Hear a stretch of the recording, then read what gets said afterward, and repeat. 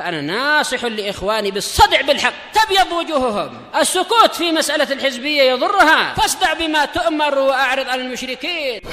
سلامي على دماج ورجالها والشيخ يحيى ودار العلم يا سعد بانيها. Bismillahirrahmanirrahim. Alhamdulillah wassalatu wassalamu ala Rasulillah wa ala alihi wa sahbihi wa man wala, amma ba'd.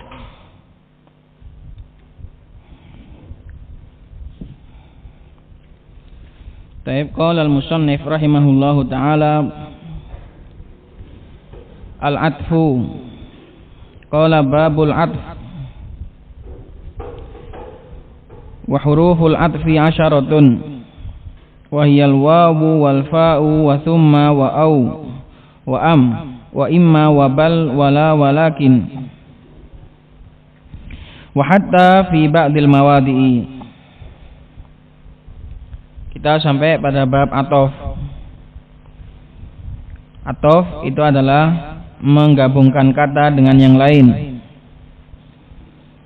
Atof secara bahasa artinya penggabungan, atau dalam ilmu nahwu juga dikatakan penggabungan, gabung.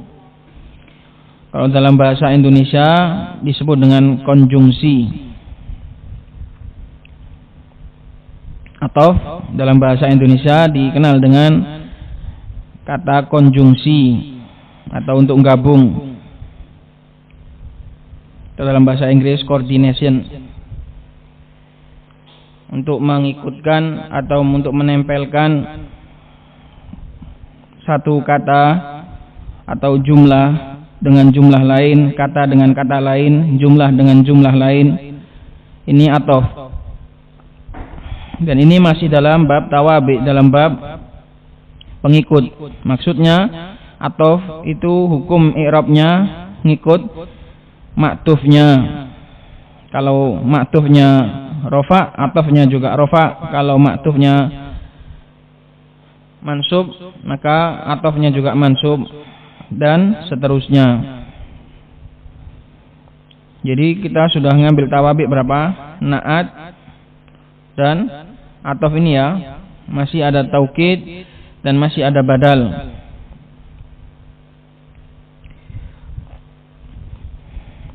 Qala babul atof, bab atof. Dan huruf atof ada 10. Huruf yang dipakai untuk mengatofkan, untuk menggabungkan, itu ada 10. Nanti akan lewat, akan dijelaskan bahwasanya atof itu ada 2. Menggabungkan itu ada 2, ada yang pakai alat, yang pakai huruf, dan ada yang enggak pakai huruf. Yaitu wawu, fa, summa, au, am, imma, bal, la, dan juga lakin, dan terakhir adalah hatta. Dalam catatan kaki nomor 1, qala Syangkiti rahimahullahu ta'ala hadza wa innal atfa aidon tabi'u hurufuhu. Yang betul itu hurufuhu, bukan hurufihi. Hurufuhu asyaratun ya sami'u. Al-wawu wal fa thumma au imma wa bal takun wa hatta la wa am fajhad tanal. Berkata Syangkiti membuatkan puisi bagi huruf atof, bagi pembahasan atof. Hadza, ini juga, dan bahwasannya atof dan sesungguhnya atof juga termasuk tabi, juga termasuk bab tawabi. Hurufuhu asyaratun, huruf-hurufnya ada 10. Ya sami'u, wahai seorang pendengar, yaitu wawu, fa, thumma, au, imma, dan bal. Takun wa hatta, hatta, la, dan am. Jadi al-wawu wal fa thumma au imma wa bal. Takun ini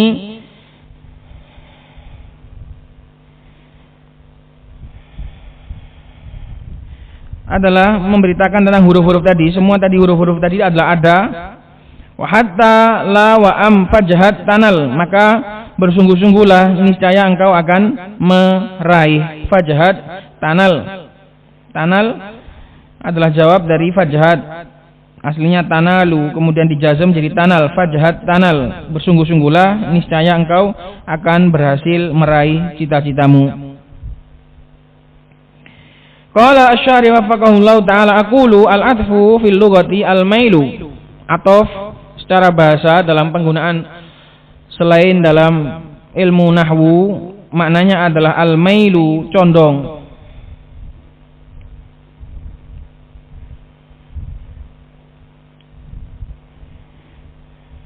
Yuqalu atafa Zaidun ala amrin, dikatakan atafa Zaidun ala amrin, Zaid itu condong kepada Amr. Karena itu disebut kalau kita mendengar dalam khutbah-khutbah atau dalam pelajaran-pelajaran dalam ilmu manhaj biasanya atifiyah, jangan terdorong oleh atifiyah, perasaan. Enggak boleh kita itu berhukum dengan atifiyah. Atifiyah, atof, atifiyah, perasaan. Jadi atof secara bahasa itu artinya condong atau ngikut. Idza mala alaihi birrifqi warahmah, apabila si Zaid itu condong kepada Amr dengan lemah lembut dan juga dengan kasih sayang. Atof itu maknanya perasaan, atifiyah, sehingga dibawa kepada makna condong, karena orang condong itu pasti karena ngikut, akhirnya jadi ikut karena condong, akhirnya jadi ikut, akhirnya jadi ngegrup ke dia karena dia condong kepada orang tersebut. Ini asal penggunaan atof dalam bahasa. Atof itu artinya condong atau ngikut atau perasaan, karena semua itu berhubungan. Karena itu di dalam bahasa Arab juga kata yang ngikut kepada kata yang lain dinamakan kata atof, karena dia ngikut kepada yang lain atau condong kepada yang lain, digabungkan kepada yang lain. Karena atof itu juga gabung, karena dia condong kepada fulan maka dia pun gabung bersama fulan tadi. Al-mail mala yamilu artinya condong atau gabung kepada dia. Karena condong akhirnya gabung, karena condong akhirnya gabung. Wastilahan, adapun penggunaan secara istilah, fismani, atof itu ada dua. Jadi atof dalam pembahasan ilmu nahwu itu ada dua. Yang pertama atfu bayanin, yang pertama adalah atof bayan. Atof tujuannya untuk menjelaskan, yaitu atof yang enggak pakai huruf. Walam yadkurhul musannif, dan jenis yang ini atof bayan tidak disebutkan oleh musannif, karena musannif langsung bilang bab atof hurufnya ada 10. Berarti yang dimaksud cuma atof satunya, bukan atof bayan. Karena itu atof bayan tidak disebutkan oleh musannif. Dan yang kedua wa atfu nasakin, dan yang kedua adalah atof nasak, atof yang pakai huruf. Nasak artinya nyusun, atof untuk menyusun. Nasako yansiku artinya menyusun. Karena kamu pakai huruf, atof itu akhirnya menyusun omongan, jadi tersusun, jadi rapi. Ini penggunaan atof. Jadi atof dalam ilmu nahwu itu ada dua, atof bayan sama atof nasak. Tapi biasanya yang lebih terkenal adalah atof nasak ini. Atof bayan, karena atof bayan itu lebih mirip dengan badal. Atof bayan itu sama persis dengan badal. Perbedaannya enggak kasat mata. Makanya sebagian ulama mengatakan atof bayan itu ya badal sama. Sebagian yang lain membedakan, enggak, tetap ada bedanya antara badal dengan atof bayan. Karena itu atof bayan ini jarang dibahas dalam buku-buku pemula. Seringnya langsung atof nasak, atof yang menggunakan alat atau atof yang menggunakan huruf. Paham? Jadi atof dalam ilmu nahwu itu sebenarnya ada dua, atof bayan dan atof nasak. Cuma atof bayan ini enggak seberapa terkenal, enggak seberapa populer, karena dia mirip dengan badal sehingga lebih disebut itu badal. Atau bayan itu seringnya disebut badal gitu saja. Jadi atau bayan itu tertimbun, enggak mencuat dan enggak dikenal. Adapun yang populer, atof itu adalah atof yang kedua ini, atof nasak, yaitu atof yang menggunakan huruf. Atof yang menggunakan huruf. Qala fa amma atful bayan, adapun atof bayan fahuwa at-tabi'u al-jamidu al-muwaddihu limadbu'ihi fil ma'arifi al-mukhassisu lahu fin nakirat. Atof bayan adalah sebuah tabi' yang jamid. Ini untuk membedakan dengan na'at. Jamid ini membedakan dengan na'at. Karena fungsinya na'at dan atof bayan itu sama, yaitu al-muwaddihu limadbu'ihi fil ma'arif. Fungsinya untuk memperjelas bagi depannya, yaitu madbu'nya, ketika madbu'nya itu ma'rifah. Dalam kata-kata yang ma'rifah, fungsinya atof bayan itu untuk menjelaskan. Tapi kalau kata-katanya itu nakirah, maka fungsinya adalah mukhassis, al-mukhassisu lahu fin nakirat, yang mengkhususkan bagi madbu' tadi kalau memang dalam masalah nakirah. Jadi kalau madbu'nya nakirah, atof bayannya juga itu untuk mengtakhsis. Kalau madbu'nya, kalau maktuf alaihnya itu adalah nakirah, maka atof itu fungsinya itu, atof bayan itu fungsinya untuk mengkhususkan. Kalau depannya itu ma'rifah, maka fungsinya itu untuk menjelaskan. Dan ini fungsinya persis dengan na'at. Na'at juga seperti itu. Na'at itu kalau man'utnya nakirah, dia mengkhususkan. Kalau man'utnya ma'rifah, dia itu menjelaskan.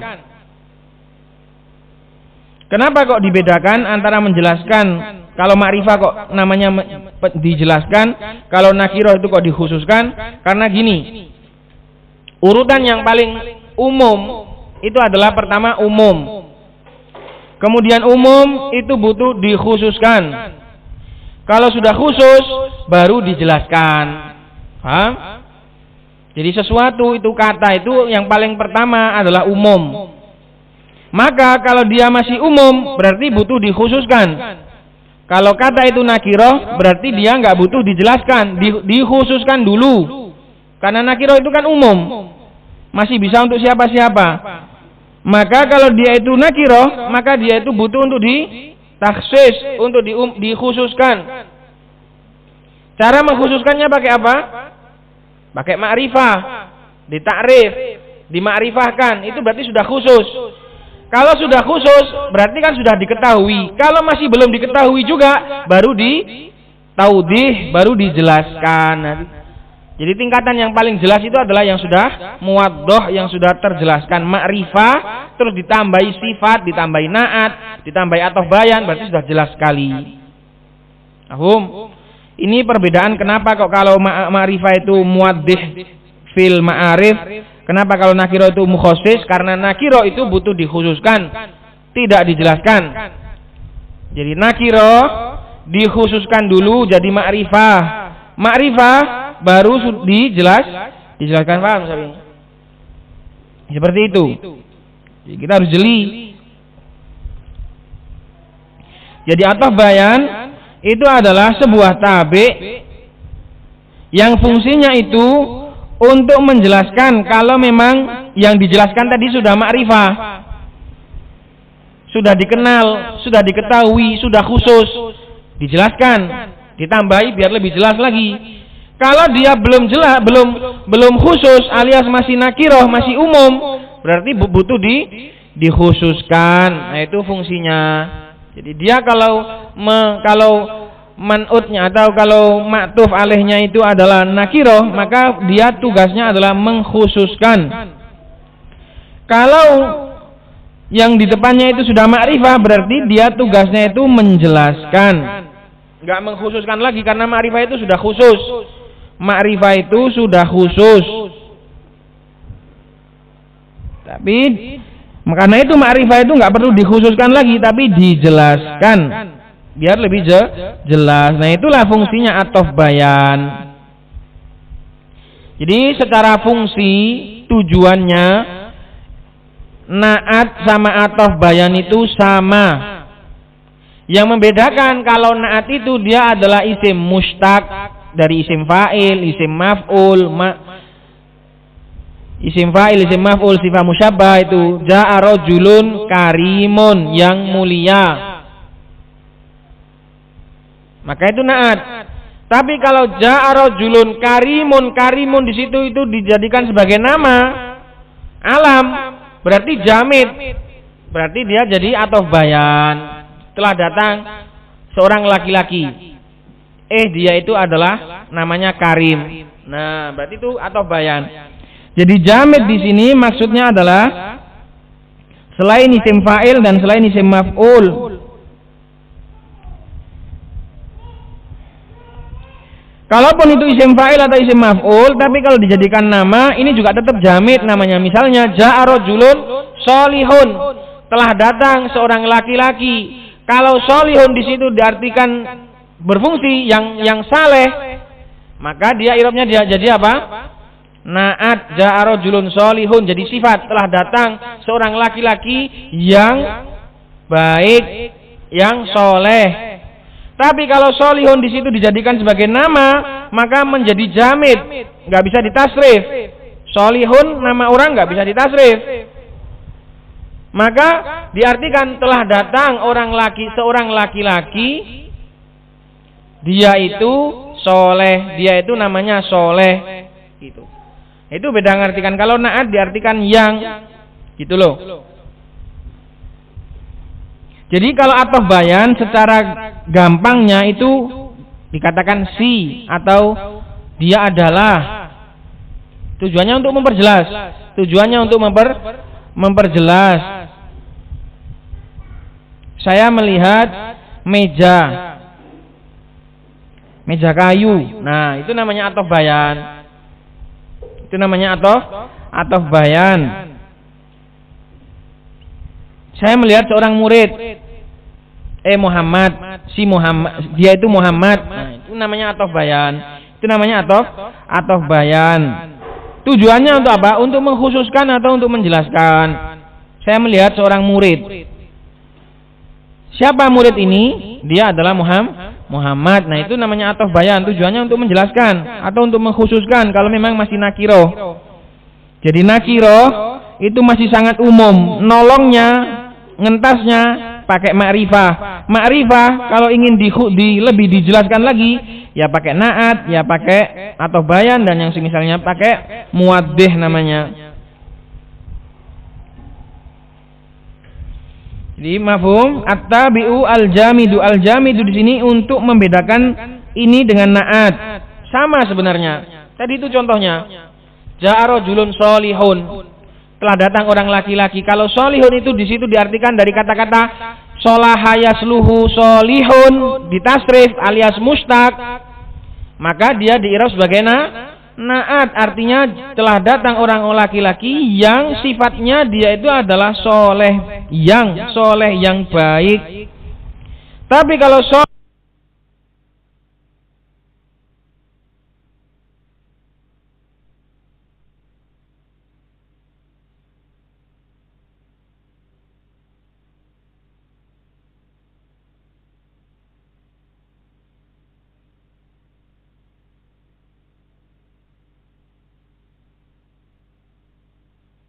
bedanya kalau ataf bayan itu jamid, kalau na'at itu mustaq. Maka dilihat kalau itu berbentuk kata pecahan berarti dia di i'rab na'at. Kalau dia dari kata-kata jamid maka dia itu sebagai ataf bayan.